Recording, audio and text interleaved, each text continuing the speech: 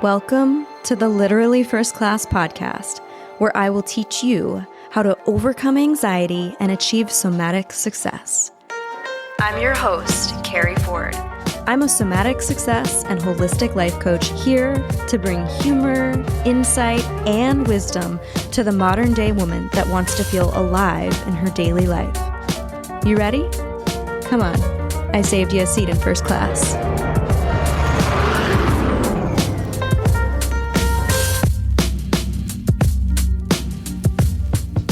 Okay, so this podcast episode is coming at you fast, hot, and heavy. We are in the thick of the holidays here in the States, which is amazing.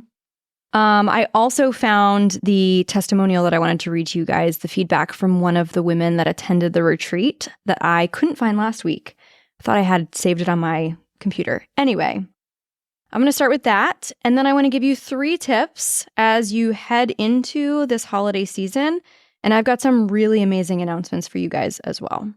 So, some of the feedback that we received from the retreat, this particular woman said that, I'm ready for the next steps of my journey, and I still have research to do, especially about Keri Ford. If I could describe Keri, that would be tiny yet fierce and observant. When she looks at you, be prepared to be really seen by her beautiful eyes. I am still convinced she can look directly to your soul and will call bullshit as she sees it. When I met her, I thought she was quiet, with a soft voice and peaceful energy. But once she stepped into her leader role to teach, you bet your ass that when this woman speaks to you, you'll listen. She leads without fear, without judgment, and with so much love, I didn't think this was possible. I am so honored to have crossed paths with Keri and the rest of the beautiful women that held space for me. And I wanted to share that because I think it's just, you only see pieces of people online. And this is feedback from a woman that I had never met, that didn't know me, that didn't even follow me or know I existed. And I had never had an experience with her as well. And it was a really beautiful interaction. And she was one of the biggest transformations at the retreat.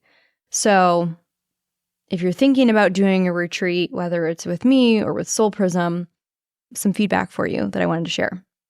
Also, I posted yesterday on Instagram, in the last 8 weeks, I have had unrealistic levels of success, unrealistic levels of momentum, but I know that this is because last year I was in training for this fucking season.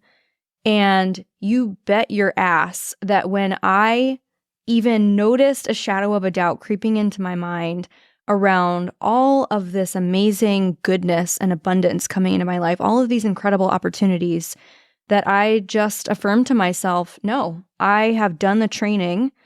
This, thank you, more please. And the answer is always yes when we go into those places. And even, good things can be scary, is my point. Like, even with good things that we have been in prep and we have been in training for, we still can question, we still can doubt. Am I ready? Can I have this? Is it mine? Can I handle it? Can I hold it? And I just kept leaning into yes, even when things looked like they weren't working out, even when things were wavering a bit.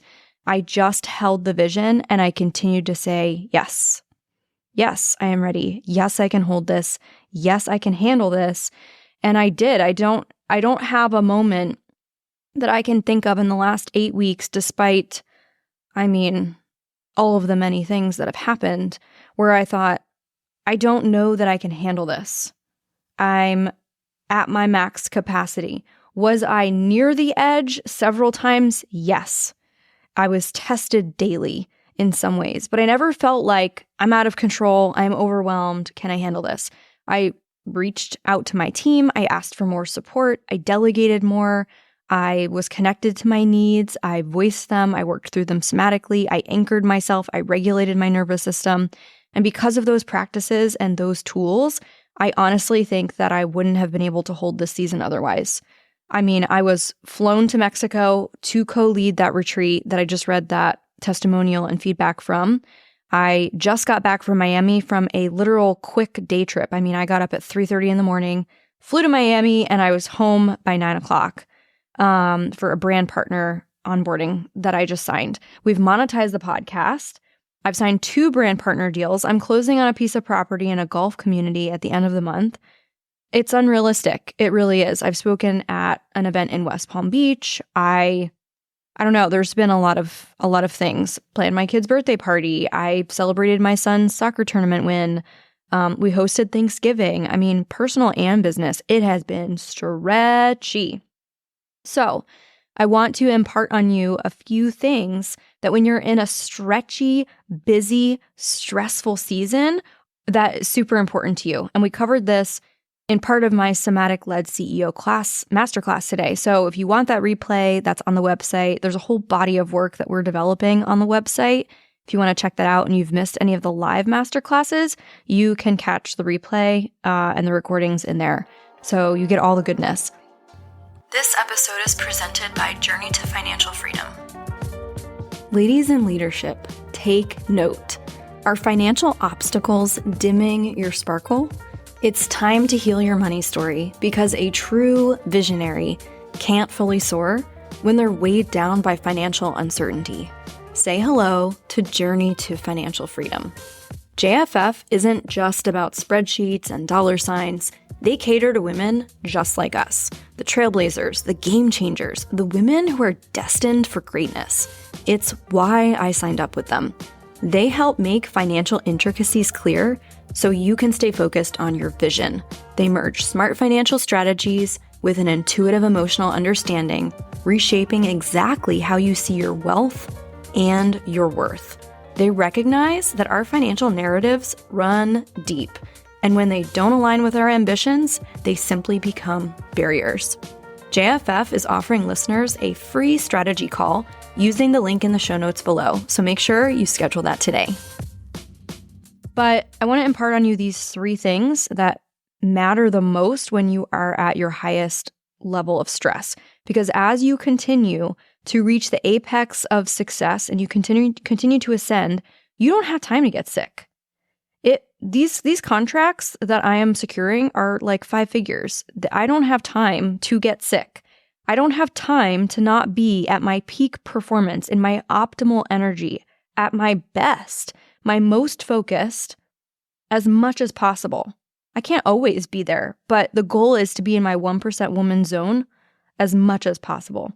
So when stress goes up, this is number 1, when stress goes up, so does self-care. I know that feels counterintuitive because as the season gets busy, end of year things, have to happen.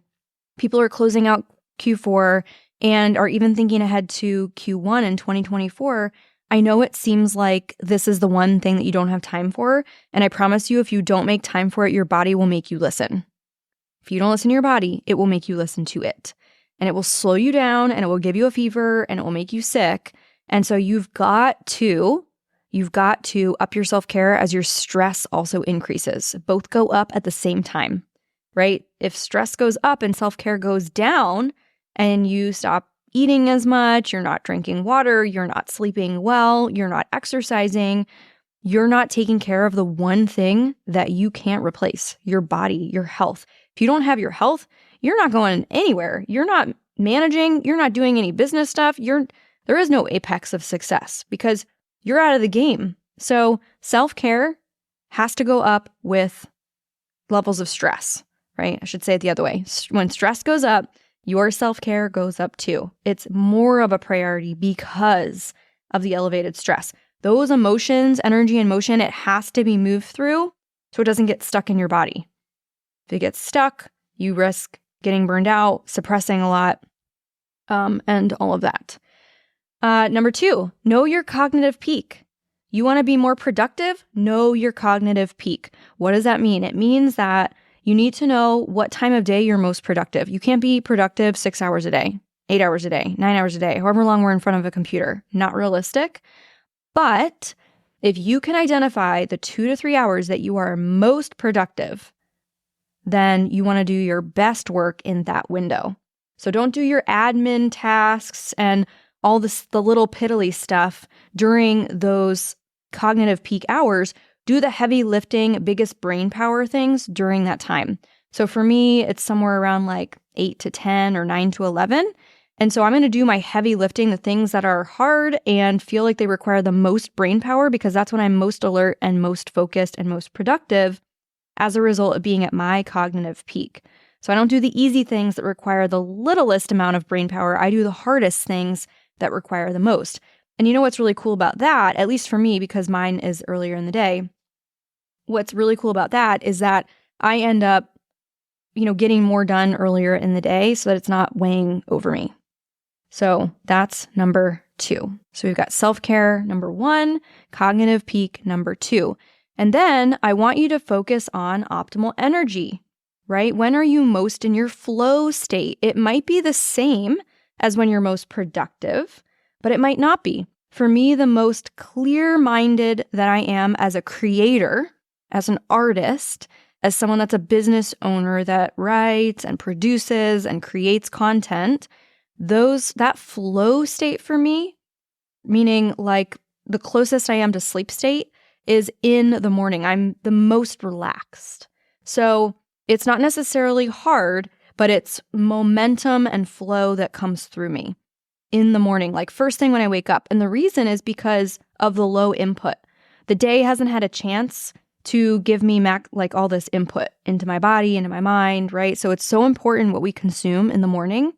Again, at least for me, that is when I am most in my flow state. So I do things like write, reflect, get still with meditation in the morning, because that's when I'm closest and the most relaxed to that momentum, right? To that fluid flow state. And for me, that's when I'm most creative. So I purpose it there. I don't necessarily need to be focused. It just feels very easy. And again, the barrier between me and thinking about doing it and just doing it is very minimal. So those are the 3 things. I want you to increase your self-care as your stress goes up. Don't throw it out the window. I want you to be productive in your cognitive peak hours. It's going to increase productivity when you have more on your plate. And then I want you to focus on optimal energy. And I want you to focus on when that flow state is for you, when you need to be creative, or you have to do introspective things. So I hope that finds you well. And on the next episode, I have a really exciting announcement, and I can't wait to share it with you. So have a great week, and I'll see you here on literally first class next week. So let me know if this resonates for you, what first class moves you're making. You can use the hashtag. And of course, if you're getting any value from this, please share, please subscribe to the podcast, or leave us a review. I would love that. I hope you enjoyed your flight, and I'll see you on board again soon. Seriously though, thanks for listening. If you're ready to take this work deeper and upgrade your mind, I want to invite you to join us inside my Millionaire Mindset program. This is where you'll start using my guided meditations to help you overcome anxiety and experience even more abundance. When you join, you'll have access to my entire audio library. Head over to elevatewithkeri.com and we'll see you inside.